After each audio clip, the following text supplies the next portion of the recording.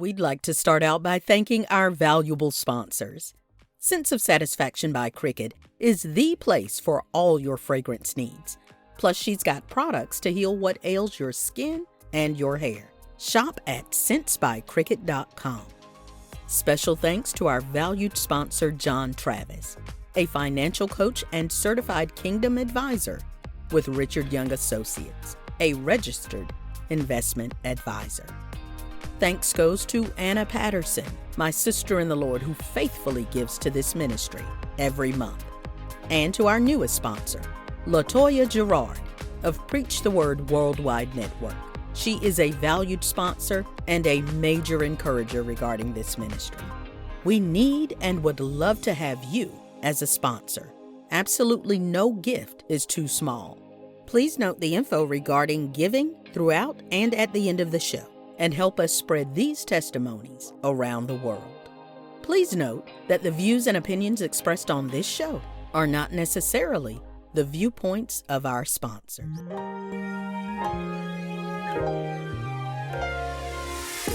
It's time to hear the story, make the connection, learn the lesson, and gain the wisdom. Are you ready? Let's get charged and be changed. The Sister Speak Brother Break Show. Conversations on grace, healing, and deliverance. This is Marcy Bush. Come on, let's journey together.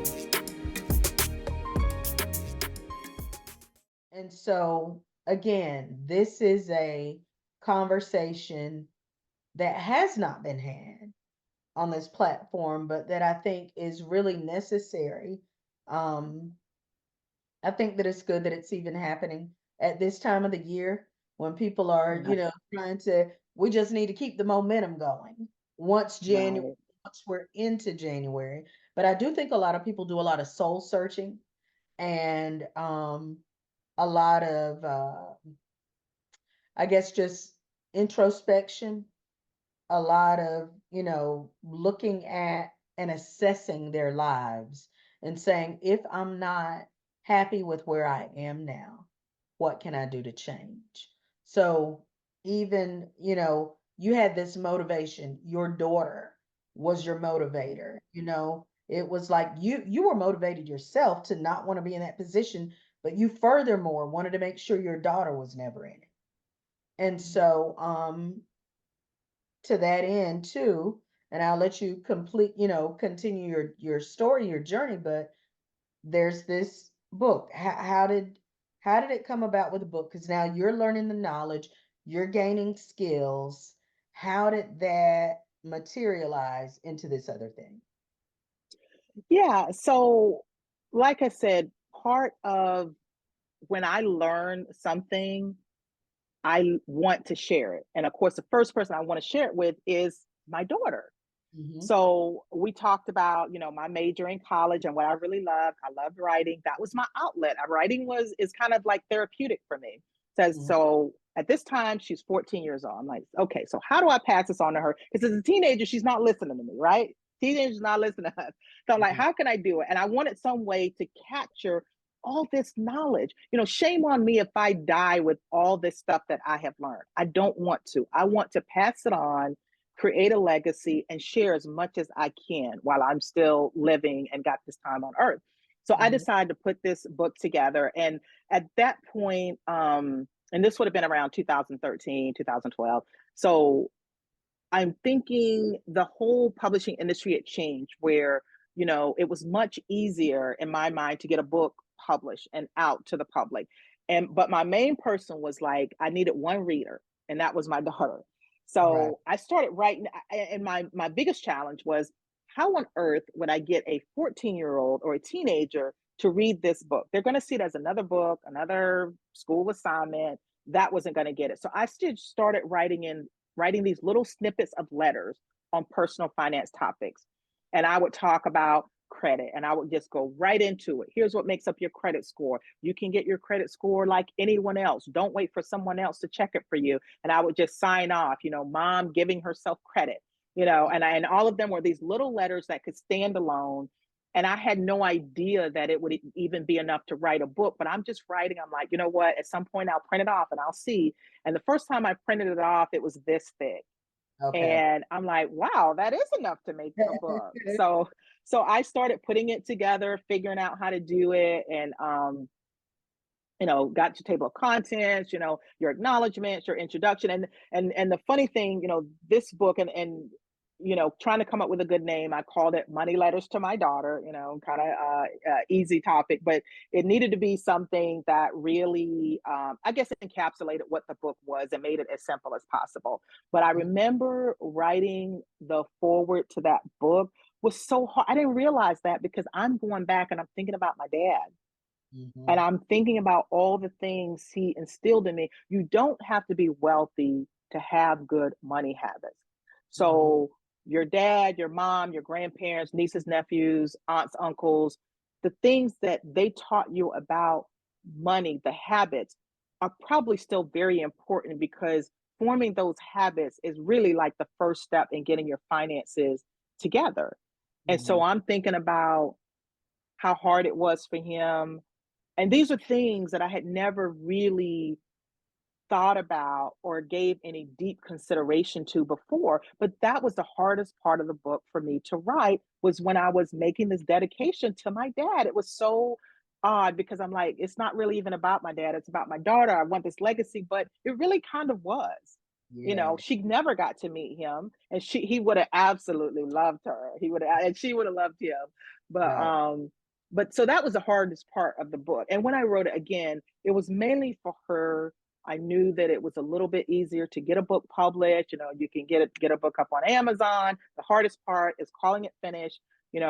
Having a really good editor, someone to, even a retired teacher would do a great job of editing a book these days. And so, creating a cover and all of that.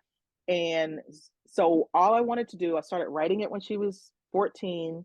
I wanted to be able to give it to her as her high school graduation gift. And I got done a little early. She graduated in 2013. And she had really already read the book before it got published, because as I'm writing the letters, I would say, can you read this and see if it makes sense? So it's kind of like a little trick, a trick to get her to actually read the letters before the book was published. So I don't know if she's ever read the book cover to cover, but she did read all the letters as I was writing them. And she was really the only one that knew that I was writing the book. And so it was a very, very personal, very unique experience for me. And I enjoyed the process. It took about 2.5 years. I got it done a little bit early. And then once it got published, Big Brother comes into the picture. He's like, you wrote a book? And he said, yeah, I started doing presentations and stuff. He's like, yeah, I can get you into all these schools in Aiken County, because he knows everybody. So I went to Silver Bluff. I went to South Aiken, Aiken High, Ridge Spring, Monetta, everything that was in the Aiken County school area. Barnwell, they are not even Aiken County, but I hit all these schools on one trip right after I wrote the book, and did these financial education presentations. And I started, one of the ways that I first learned how to save was when I first started working at Shoney's, I went to go cash my check. You had to go to the bank at the time. And I got back a $2 bill. And I remember I thought it was special. So I started collecting $2 bills from that point on. Every time I got paid, I would get a $2 bill. Even when I was in college, a broke college kid, all through my career, I started saving these $2 bills. And I never counted them. But finally, my daughter, she's getting older. She's like, Mom, how many $2 bills do you have? And I'm like, I don't know. Let's count them. I had 3,200 $2 bills. It was crazy. I had so you know what triggered? That was the first time I learned how to save. And I had a habit. I say, if they were $1 bills, I wouldn't have saved them, right? But for some reason, I was on autopilot, and I just kept stacking up those $2 bills. And that habit, I think back to that habit. And when I started putting money in my 401k, it was easy because I had built that muscle. And so those $2 bills represented that was the first time I ever learned how to save. And so I couldn't just give them away. I couldn't just, take them to the bank and turn them in. So when I would do presentations, I would give away $2 bills. So if the kids had good questions, good answers, they got a $2 bill. And most of those kids, they never saw a $2 bill. Or maybe if someone gave them a $2 bill, they were told that it was lucky or it was special, and they would remember. So I'm like, Right. if you don't remember anything in this class today, remember you got this $2 bill and that this was the first way that taught me how to save. Maybe it's something else for you. So that kind of made it fun. You know, we would play games, and I just wanted it to always be a lighthearted topic. You know, money is so taboo for us adults. I didn't want it to be that way for the kids. And I Right. love working with high school and college kids because they have so much time to get it right. Yeah. So that was where I started really spreading it. And I had realized that so many more people needed this and wanted this. Mhm. And I never considered myself an expert just because I wrote the book, but other people do. And if they wanted me to come into their classroom and they invited me in, I was very happy to do it. And Yeah. so that started this whole process of, okay, I can spread what I have learned to everyone else, and I could do it in a way that I've never seen it done before. I want to make it fun. I want to play games. I want to make it lighthearted. If you're not having fun and you're not learning something, that's my fault. And you probably know that as a teacher. So I wasn't a teacher in the classroom, but I feel like I've always been a teacher at heart because that gets me the most excited when I can teach somebody else. Okay. And Yeah. so now what you said it was like 2013? 2013 Okay. was when the book came out. Okay. And I know it afforded you a lot of platforms. It Um, did. how did And who would have so thought? you started grassroots, um, back at home, but then how did this thing flower? Yeah, so it's so funny. Yeah, it was 2013. That's when my daughter graduated from high school. That's when you know, the book was published. And like I said, anyone that invited me in, I was happy to go. And I ended up winning this financial literacy and education award from this national organization, which, you know, was, you know, definitely something that I didn't expect, but, you know, just so happy that someone recognized it that way. Right. Um, and then, you know, you start with something kind of small and it just kind of grows and grows. That's how you know you really, really love something because you're sticking with it. You know, Yeah. I didn't know where it was going to go, you know, but it definitely opened up all these doors for me to continue doing better with my own finances. Like you mentioned, the investing part, that was the Mhm. part I loved the most. So I went hard and heavy on that. And I had the room all along to be able to do that. I wish I would have done more when I was younger because you got that compound growth. The sooner you Right. start, so you know, for anyone that's watching, even if you are just out of college and you're just doing, let's say, a couple $100s a month, Right. just by you starting early, that is going to matter way more than how much you're putting in. So don't feel like it's too small or it's not going to matter. Do a little something. Right. So I started, you know, maxing out my 401k. You know, this investment club is sort of solidifying or building that skill. Mhm. Um, I didn't necessarily want to take a ton of risk. You know, for most people, the first way they start investing is through their workplace, through a 401k or 403b, a TSP if you work for the federal government. But I started maxing that out to the IRS maximum, which was like, let's say, roughly around $20,000 a year. And Okay. so it's not just sitting there in a bank account. It is Mhm. invested in a mutual fund or an index fund. And I always explain that very simply. When my daughter was 12, for some reason, she was able to grasp it. It's simply a basket of stocks. Instead of one stock like Google or one stock like Apple, those companies can go bankrupt. And that's the worst that will happen if you buy a single stock. But think about 500 stocks. Mhm. So the S&P 500, that's the most common index. It's the 500 largest US companies. Google, McDonald's, Walmart, Chipotle, Apple. Mhm. Everyone knows what those are. So this Mhm. basket of stock, you invest in either that or something similar, but Right. you've got to get your money growing. You can't save your way to Mhm. wealth because, you know, we all know about inflation. You know, it's been crazy lately. Right. Inflation is going to eat up, you know, money just sitting there. Mhm. So through your workplace, normally you have this menu of investments that you can choose. Typically, they're going to be a mutual fund, an index fund, or a basket of stocks. And Yes. if you're in the stock market, you're going to get a whole lot more growth. Your money's going to be working much harder for you than if you're trying to let it just sit there.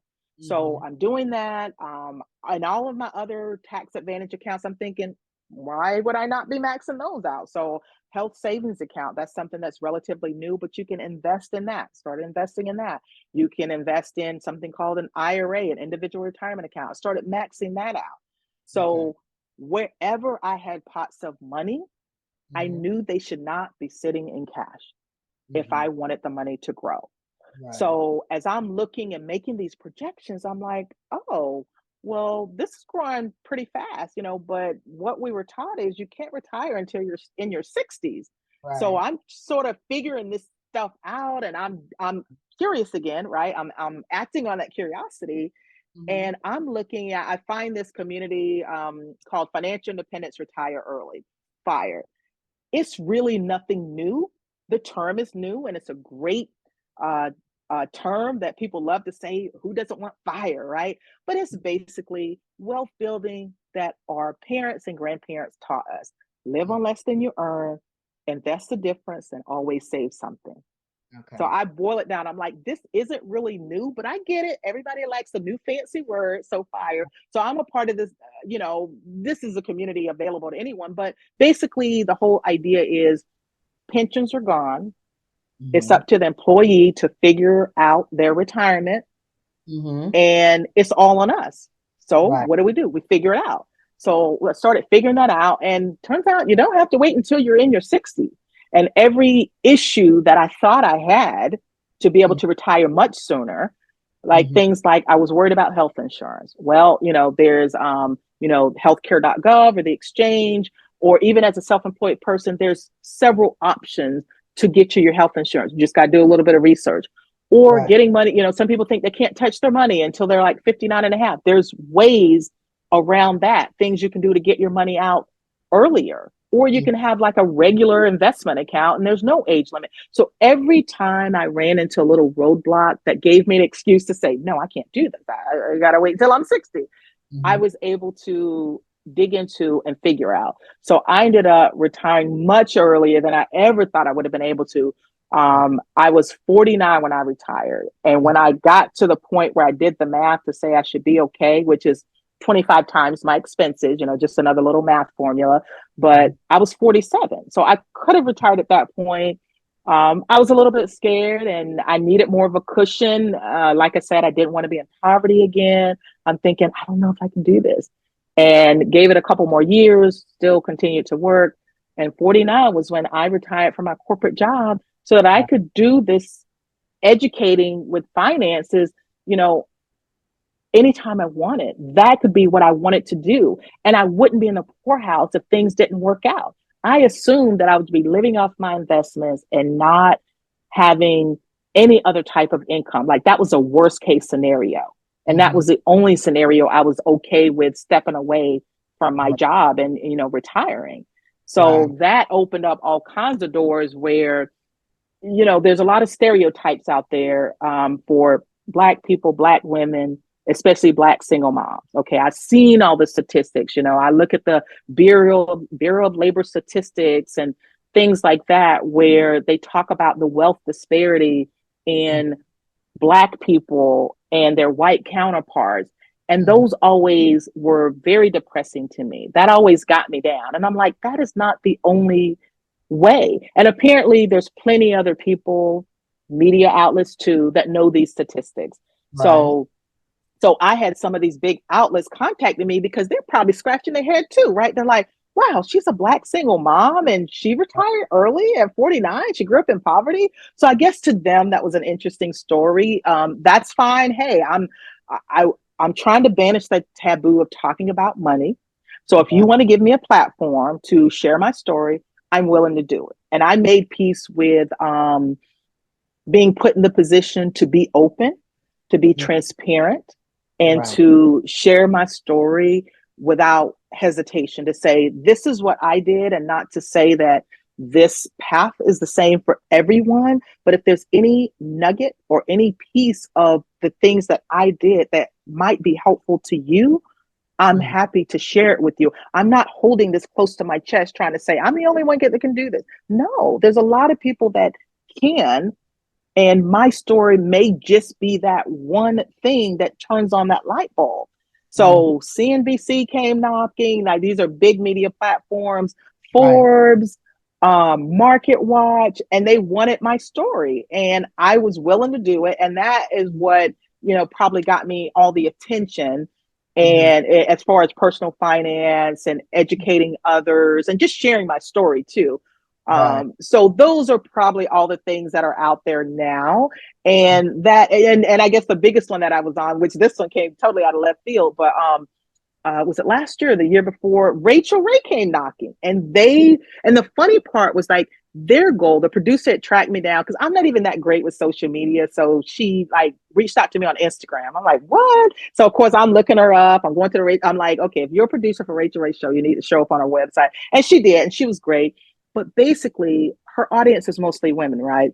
And the producer says, we've always wanted to talk about money and personal finance on our show, but it's so complicated. So much of what's said is over their head. We need someone that can break it down and make it super simple. And we love the way that you explain things.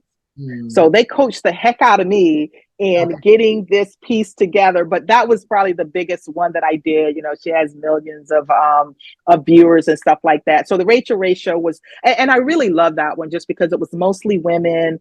And they in particular wanted things explained in a very simplistic way. And, it was quite a compliment that they thought I would be the one to do that. And I was happy to do it. So that was what, kind of got me, all of the attention. And I guess I felt like this was something I've been doing for almost 10 years that I just love to do. And sometimes you get caught doing what you do and you get the attention of some pretty big names. Yes. That's phenomenal. And like I said, even I've seen, heard bits, pieces. It's not like I followed, but I knew there were great things. Let me ask you this. So what are you doing now that you're retired? What am I doing now? So I retired technically, that was 2019. So it's been 4 years. And I'm just doing more. What the unique thing and the unique opportunities I'm afforded is that I can work with who I want to work with. I can do cool projects without having to say, oh, I have to go to work or I have to do this. I've got some projects in the pipeline, but they're all things that I've said yes to because I'm just doing more of what I love. But back in the day, I could have never done that. Like going back to the choice I made between working at the TV station versus working at Walmart headquarters. I don't have to only look at money in my decision-making process.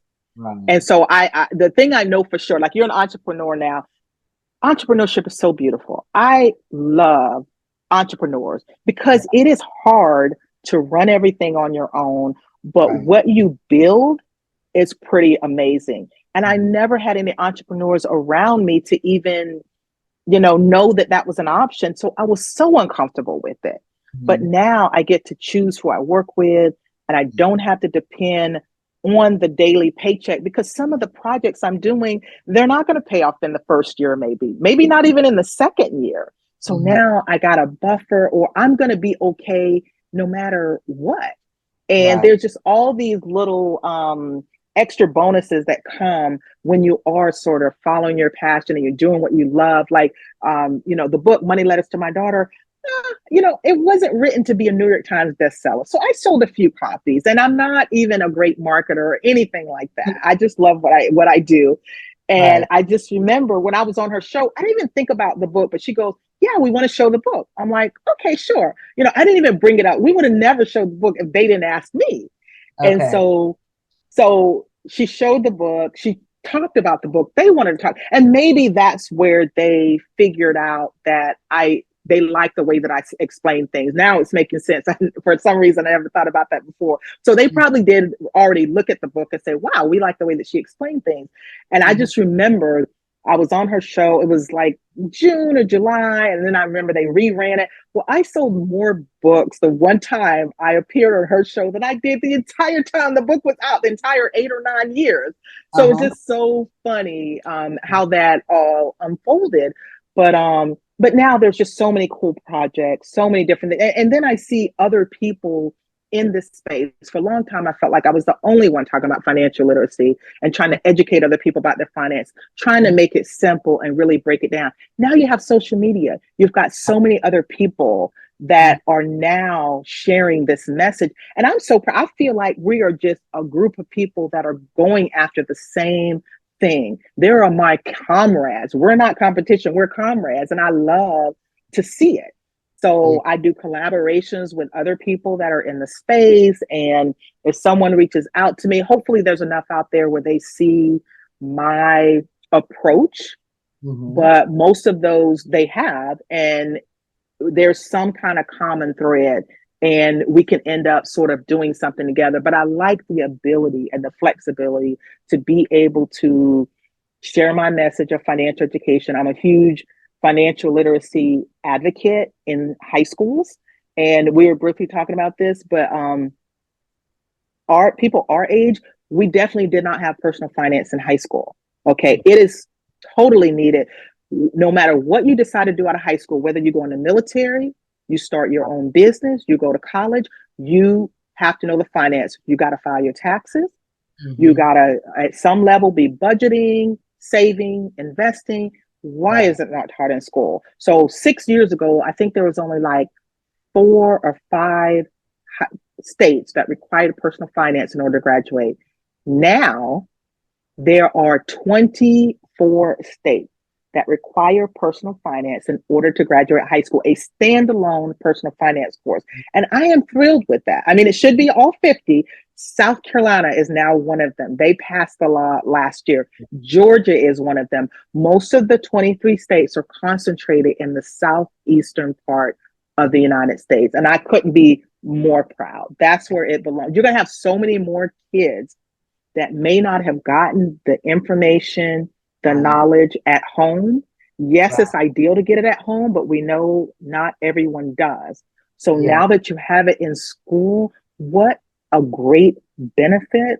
What a extra boost that is going to help them maybe be a few steps ahead when they learn about the FAFSA reform, when they learn about how to fund college, all of those things. So that's probably the thing I'm most excited about these days, is that personal finance is now going to be not just available, but required for most high school students, at least most of them in the Southeast. I'll be even more happy when it's all 50 states, but we're moving in the right direction. Yes. Yes. Yeah. Jackie, it's like, even, I think it was this morning, it may have been last night. And I was going, because, with this platform that God has given me, a mandated for me, it's conversations on grace, healing, and deliverance. And so God is heavy. And the journey, it's like this interweaving of God and the journey that's heavy in a lot of my conversations. And so one of the things that I'm learning also is that it can be God inspired, it can be God driven, and we can actually be the letter. It doesn't have to come from the book of in the Bible, you know? And so even as you were talking, because I'm gonna tell you, last night I was like, oh, wait a minute, what we doing? Because I have not, I mean, like most of the people that have been on the show with me, I either know them personally and know their walk with the Lord, or there may be 2 people that I've interviewed, had this conversation with. I don't even like to call it an interview. Had this, conversation with, that I didn't personally know. And so last night I was like, wait, God, what we doing? Because I don't know. I don't know if Jackie's in anybody's church. I don't know if Jackie is still like, I don't know. But what I do know is I know God's leading. And um, even as you spoke, because I believe where there's been no um where there's been no challenge, that's not your testimony. I believe that the testimony is derived from that test, from that trial. And so even as you've been talking, and I'm like, the whole thing, it started with you saying that you were in poverty and that that's a place you never wanted to be again. And just like I believe God uses doctors to bring about healing, he uses teachers to help educate. I believe that he can use people who have their own experiences and finances to then impart. And so I just really want to thank you for sharing your journey. I don't know what it looks like from behind your eyes, the inspiration from God to do it. But I know now, sitting across from this computer, hearing your story. And like I said, even last night, I was like, hold up, God, wait, wait, wait, wait. I believe that the testimony is beautiful and transformative. And I believe that it shows us, because if we're not careful as people who are in the church, sometimes we tend to believe that the only way is to sow. You sow and then you reap. And but then there are certain scriptures that show you need to sow here, here, here, here. So even what you're talking about sowing is not just into a church. So anyway, I say all that. You're muted. Can you unmute? You got muted somehow. And I know our Yeah, I was conversation just has making gone, sure my AirPods were okay. yeah, because our conversation has gone longer than we intended. But That's okay. It was a good conversation, and you do a great job with the questions that you ask. And I just appreciate you sort of exploring this side because sometimes I don't get a chance to kind of dive into it this way. So and yeah. so thank you. I know that um for me, and I believe that I am, you know, a part of the people. I know that it has inspired me. It has challenged me. Right. It has encouraged me um, to know that even though I haven't, I can.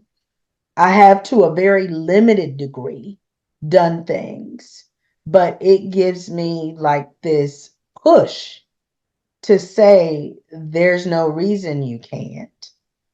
And Right. in fact, you should and you must.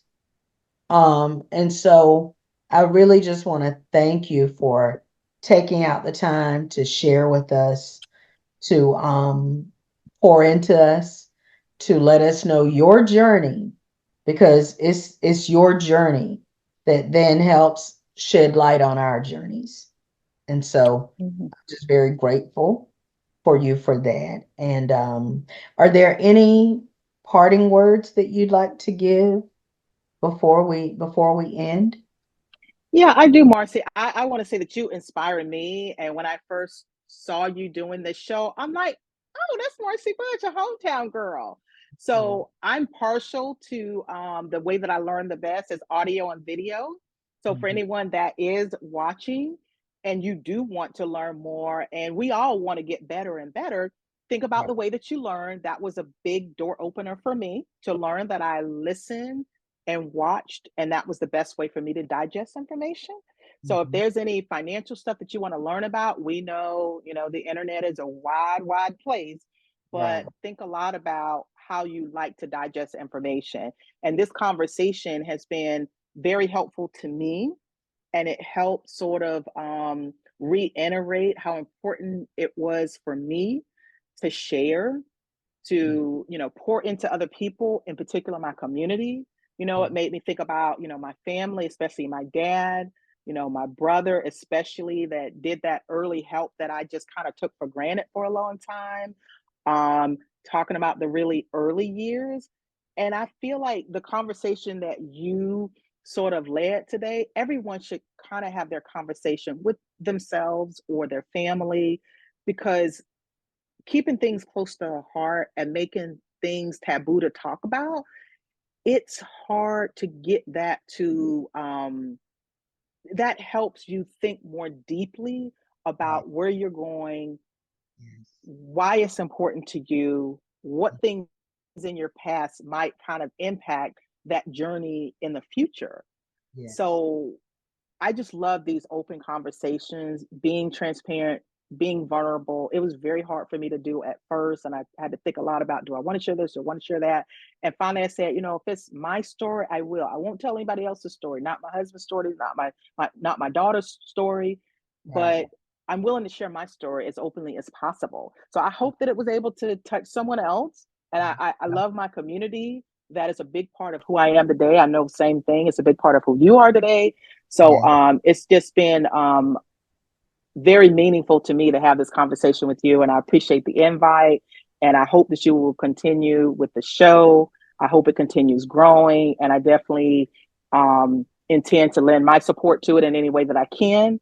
And I just appreciate the time we had together. This has been a wonderful conversation, Marcy. Well, thank you so much. And don't hang up, hang on. But y'all, I want to thank you for joining us for the Sister Speak Brother Break show. I honestly believe that there was a seed planted in me today that I plan to water.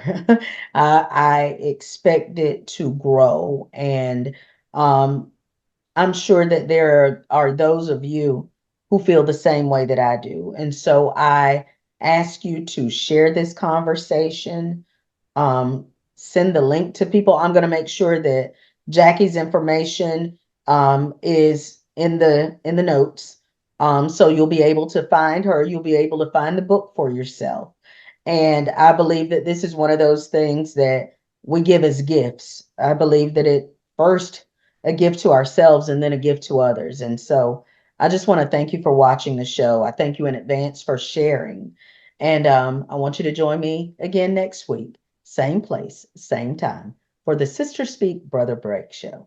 Be blessed. Thanks so much for joining us today. If you've been blessed by today's show, feel free to let us know. And if you'd like to sow into this ministry, become a sponsor, or contact us, you can reach us at 803-221-0169. Or you can email us at the ssbbshow@gmail.com. Let's continue this journey together.